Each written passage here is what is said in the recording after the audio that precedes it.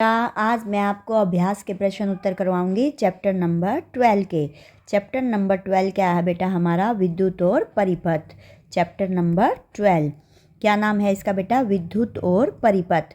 अब विद्युत क्या होती है बेटा? बिजली होती है जो आपके घरों में आती है। अब परिपथ क्या होता है बेटा? जो बिजली जहाँ से सप्लाई होती है वहाँ से हमें बिजली लेने के लिए बेटा क्या करने होते हैं? घर में कुछ कनेक्शन करने होते हैं, जैसे वायरिंग करते हैं हम, स्विच लगाते हैं, है ना, और बीच में मीटर लगता है बेटा। तो उस सारी चीज़ों को मिलाकर हम उसको कहते हैं विद्युत परिपथ। क्या कहते हैं बेटा? विद्युत परिपथ। तो अब यहाँ पर हमारे पास क्वेश्चन आंसर है। फर्स्ट क्वेश्चन है, रिक्त स्थानों की पूर्ति कीजिए। एक युक्ति जो परिपथ को तोड़ने के लिए उपयोग की जाती है ताकि बेटा हम जो करंट आ रहा है उसको रोक सकें। परिपथ अभी आपको बताया था, जिसमें ये जो हमने घर में सब वायरिंग कर रखी है, स्विच लगा रखे हैं, बल्ब लगा रखे हैं, ट्यूब लगा रखी है, जो सारे कनेक्शन है इन सब को मिला के हम परिपथ कहते हैं। अब इस परिपथ को तोड़ने के लिए जो युक्ति उपयोग की जाती है उसे कहते हैं बेटा हम स्विच। स्विच से क्या होता है बेटा? हम किसी चीज़ को ऑन और ऑफ कर देते हैं, है ना। एक विद्युत सेल में 2 टर्मिनल होते हैं। सेल देखा बेटा आपने? आपके खिलौना कार में भी लगा होता है, जो भी आपके पास खिलौने होते हैं उनमें भी आजकल सेल लगा होता है। ये सेल होता है बेटा इस शेप में, देखो, और इसके ये 2 टर्मिनल होते हैं, एक और ये 2। अब यहाँ पर बेटा एक सिरे पर क्या होता है? कुछ उभरा हुआ पार्ट होता है उसी जिससे वो बना हुआ है, तो इसको हम कहते हैं पॉजिटिव टर्मिनल और इसको कहते हैं नेगेटिव टर्मिनल। 2 टर्मिनल होते हैं, 2 सिरे होते हैं बेटा, इसको ध्रुव भी कहते हैं हम। तो एक पॉजिटिव होता है, एक नेगेटिव। पॉजिटिव मतलब धन ध्रुव और ये नेगेटिव मतलब ऋण ध्रुव। ठीक है बेटा। अब नेक्स्ट है आपका, निम्नलिखित कथनों पर सही या गलत का चिन्ह लगाइए। विद्युत धारा वस्तुओं से होकर प्रवाहित हो सकती है। ये बिल्कुल सही बात है बेटा, विद्युत धारा प्रवाहित हो सकती है वस्तुओं से, तो यहाँ लिखेंगे सही है। विद्युत परिपथ बनाने के लिए धातु के तारों के स्थान पर जूट की डोरी प्रयुक्त की जा सकती है। ये बिल्कुल गलत है बेटा, हम जूट की डोरी से करंट पास नहीं करवा सकते, उसमें से करंट प्रवाहित नहीं होगा बेटा, विद्युत धारा प्रवाहित नहीं होगी। तो हम धातु के तार ही यूज कर सकते हैं, जूट की डोरी नहीं कर सकते। प्लास्टिक भी यूज़ नहीं कर सकते, उसमें से करंट, वो क्या है बेटा, उनमें से करंट पास नहीं होगा। विद्युत धारा थर्माकोल की शीट से होकर प्रवाहित हो सकती है। ये भी गलत है बेटा, विद्युत धारा थर्माकोल की शीट से होकर प्रवाहित नहीं हो सकती, यानी कि थर्माकोल की शीट से भी विद्युत धारा गुजर नहीं सकती। तो ये भी क्या हो गया बेटा? गलत हो गया। ठीक है, और ये सही है, इसको हम सही या गलत का चिन्ह लगाना है या ऐसे भी लिख सकते हैं। ठीक है। नेक्स्ट है आपका, व्याख्या कीजिए कि चित्र में दर्शाई गई व्यवस्था में बल्ब क्यों नहीं दीप्तमान होता है। दीप्तमान का मतलब बेटा जल रहा है, क्यों नहीं जल रहा है।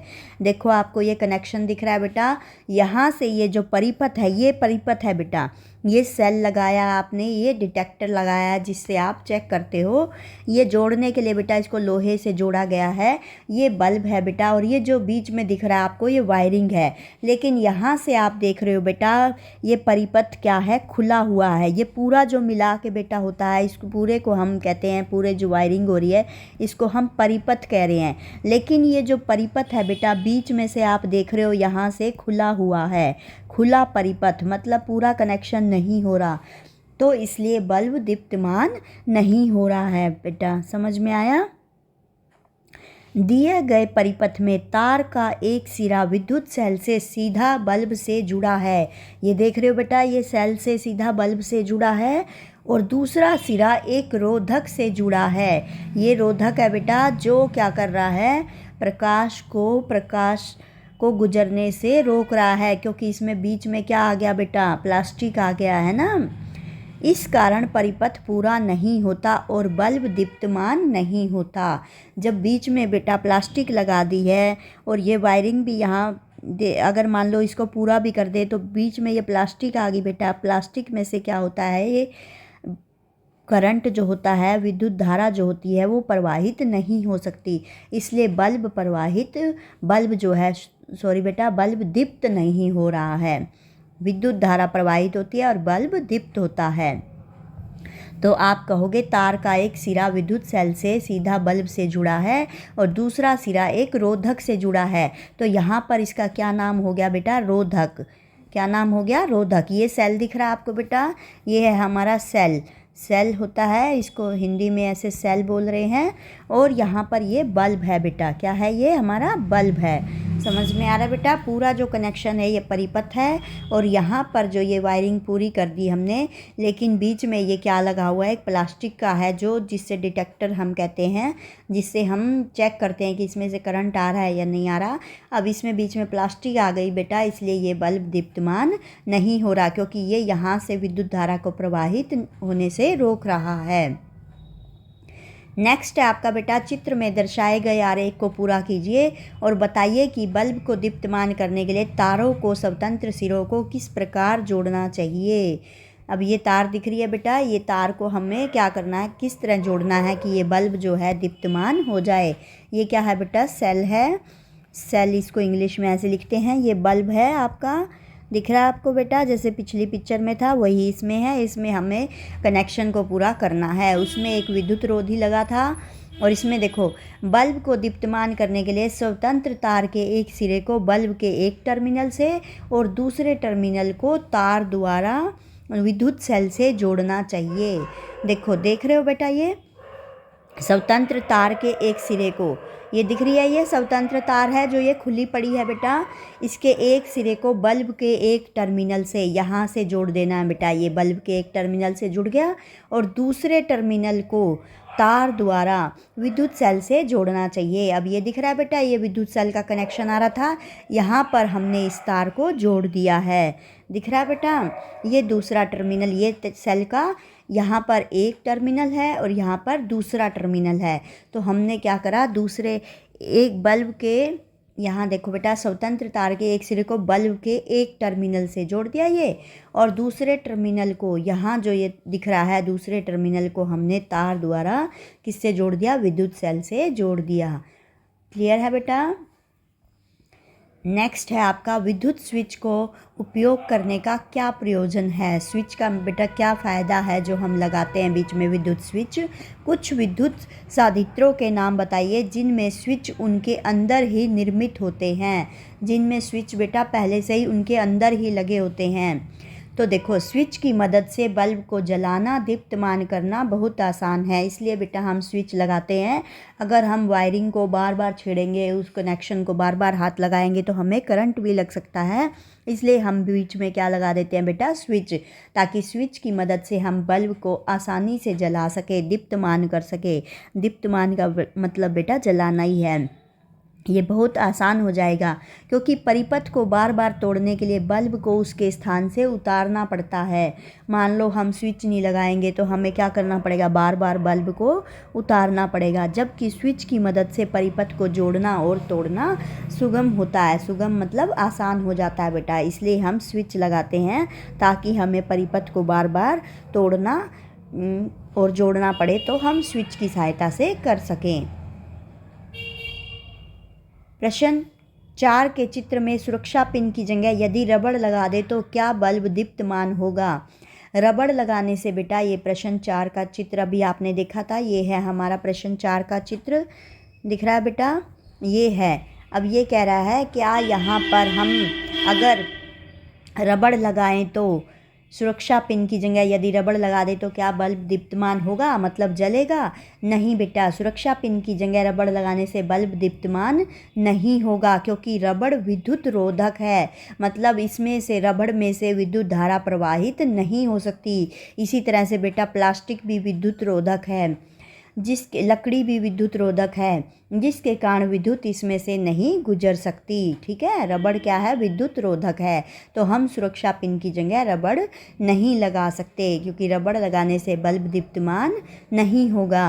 अब नेक्स्ट है आपका, क्या चित्र में दिखाए गए परिपथ में बल्ब दीप्तमान होगा। ये देखो बेटा, ये कनेक्शन दिखा रखा है और इसमें आपसे पूछा है क्या बल्ब दीप्तमान होगा। दिए गए परिपथ में बल्ब दीप्तमान होगा क्योंकि दोनों तारों के दोनों सिरे बल्ब और सेल के टर्मिनलों से जुड़े हुए हैं। ये देख रहे हो बेटा, पूरा कनेक्शन हो रहा है, यहाँ भी और यहाँ भी ये कनेक्शन पूरा कंप्लीट है, इसलिए बल्ब दीप्तमान होगा। क्योंकि दोनों तारों के, ये दिख रहा है बेटा, एक तार ये है और एक तार ये है, दोनों तारों के दोनों सिरे, एक तार का सिरा यहाँ से जुड़ रहा है और एक तार का सिरा यहाँ से जुड़ रहा है। अब दूसरी तार का सिरा देखो बेटा, एक यहाँ से जुड़ा हुआ है, एक यहाँ से दिख रहा है बेटा, ये पतली सी तार आपको नज़र आ रही है, यहाँ भी और यहाँ भी ये दिख रही है पतली पतली सी तार। और इसकी देखो ये दोनों सिरे, ये एक सिरा, ये यहाँ पर एक सिरा बेटा और ये दूसरा सिरा, ऐसे इस ऊपर वाली तार का एक सिरा दूसरा सिरा, ये जुड़े हुए हैं, तो इसलिए क्या होगा बेटा, बल्ब दीप्तमान होगा, इसलिए विद्युत धारा आसानी से गुजर सकती है। अब नेक्स्ट है बेटा आपका, किसी वस्तु के साथ चालक परिक्षित्र। चालक परिक्षित्र क्या है बेटा, जिससे हम चेक करते हैं कि बिजली गुजर रही है या नहीं गुजर रही। जो अभी आपको शुरू में दिखाया था बेटा मैंने पिक्चर में, कि ये डिटेक्टर जिसको हम बोल रहे थे, का उपयोग करके यह देखा गया कि बल्ब दीप्तमान होता है। क्या इस वस्तु का पदार्थ विद्युत चालक है या विद्युत रोधक, व्याख्या कीजिए। अब हमने बेटा जो हमारे घरों में बेटा जो चालक परिक्षित्र होता है, ये होता है टेस्टर, जो आप बिजली चेक करने के लिए बिजली को चेक करने के लिए यूज़ करते हो, उसको हम कहते हैं बेटा टेस्टर। ठीक है, किसी वस्तु के साथ चालक परिक्षित्र का उपयोग करके यह देखा गया कि बल्ब दीप्तमान हो रहा है, मतलब बल्ब जल रहा है। क्या इस वस्तु का पदार्थ विद्युत चालक है या विद्युत रोधक है। अब बल्ब जल रहा है तो बेटा वस्तु का पदार्थ क्या होगा, विद्युत चालक होगा, क्योंकि विद्युत धारा केवल चालकों में से ही प्रवाहित हो सकती है। ऐसी चीज़ें जो अपने में से प्रकाश को गुजरने देती हैं बेटा, तो ये विद्युत चालक होगा। ठीक है बेटा, वस्तु का पदार्थ विद्युत चालक है क्योंकि विद्युत धारा केवल उन चालकों में से ही प्रवाहित हो सकती है और रोधकों में से नहीं। रोधक का मतलब जो विद्युत धारा को अपने में से प्रवाहित होने से रोकते हैं, उन्हें विद्युत धारा रोधक कहते हैं। विद्युत धारा को प्रवाहित होने से रोकने वाले पदार्थ, रोधक किसे कहते हैं बेटा, विद्युत धारा को प्रवाहित होने से रोकने वाले पदार्थ, ये प्रवाहित नहीं होने देते बेटा, उसको विद्युत रोधक कहते हैं। अब हमने क्या देखा, पदार्थ विद्युत चालक है, वह वस्तुएं, वह पदार्थ जो अपने में से प्रकाश को गुजरने देते हैं, प्रकाश को नहीं बेटा, विद्युत धारा को प्रवाहित होने देते हैं। ठीक है, जो विद्युत धारा को प्रवाहित होने देते हैं उन्हें हम कहते हैं विद्युत चालक। ये प्रवाहित होने देते हैं, अपने में से प्रवाहित होने देते हैं। ठीक है बेटा, आपके घर में स्विच की मरम्मत होगा बेटा, करते समय विद्युत मिस्त्री रबड़ के दस्ताने क्यों पहनता है, व्याख्या कीजिए। अब देखा होगा बेटा आपने घर में, जब घर में स्विच की मरम्मत करते समय विद्युत मिस्त्री रबड़ के दस्ताने क्यों पहनता है। वो इसलिए पहनता है, आपके घर में जब बेटा मिस्त्री आते हैं तो आपने देखा होगा वो ठीक करने से पहले रबड़ के दस्ताने पहनते हैं, क्योंकि रबड़ के दस्ताने विद्युत रोधी हैं। अभी बताया बेटा, विद्युत रोधी, विद्युत रोधक, जो अपने में से विद्युत को प्रवाहित नहीं होने देते। मरम्मत करते समय यदि उसका हाथ विद्युत तार से स्पर्श भी कर जाए तो उसको विद्युत झटका नहीं लगता, मतलब उसको करंट नहीं लगता, इसलिए वो रबड़ के दस्ताने पहनते हैं, क्योंकि रबड़ के दस्ताने विद्युत रोधी हैं। ठीक है बेटा, विद्युत मिस्त्री द्वारा उपयोग किए जाने वाले औजार जैसे पेचकर और प्लायर्स के हत्थों पर, ये प्लायर्स है बेटा, जैसे जिसको आप प्लास कहते हो, है ना, हत्थों पर प्रायः प्लास्टिक या रबड़ के आवरण चढ़े होते हैं। क्या आप इसका कारण समझा सकते हो। पेचकस लेते हो बेटा, आप पेचकर नहीं है, ये पेचकस है और प्लास है ये, इस पे आप क्या देखते हो, रबड़ के या प्लास्टिक के आवरण चढ़े होते हैं। तो ऐसा क्यों होता है, वही बात है बेटा, क्योंकि प्लास्टिक और रबड़ के आवरण चढ़े होते हैं, ये क्या होते हैं, विद्युत रोधी होते हैं, क्योंकि प्लास्टिक या रबड़ विद्युत रोधी है, इसलिए इसमें विद्युत धारा नहीं बह सकती, जिसके फलस्वरूप विद्युत मिस्त्री बिजली का झटका लगने से बच जाते हैं। जो बात पिछले आंसर में थी बेटा, वही बात इस आंसर में भी आएगी, है ना, क्योंकि ये क्या होते हैं, विद्युत रोधी होते हैं। तो विद्युत मिस्त्री द्वारा उपयोग किए जाने वाले औजार जैसे पेचकस और प्लास के हत्थों पर प्रायः प्लास्टिक या रबड़ के आवरण चढ़े होते हैं। ये प्लायर्स नहीं होगा बेटा, प्लास होगा, है ना। जो आप देखते हो ना घरों में, प्लास जो होता है के हत्थों पर, हत्थों मतलब पीछे से पकड़ने वाला बेटा जो होता है, प्लास्टिक या रबड़ के आवरण चढ़े होते हैं, क्योंकि प्लास्टिक या रबड़ विद्युत रोधी है, इसलिए इनमें विद्युत धारा नहीं बह सकती, जिसके फलस्वरूप विद्युत मिस्त्री को बिजली का झटका नहीं लगता, या विद्युत मिस्त्री बिजली के झटका लगने से बच जाते हैं। ठीक है बेटा। ओके बेटा, बाय बाय। नेक्स्ट वीडियो में फिर से मिलेगी आपकी सुदेश मैम। बाय।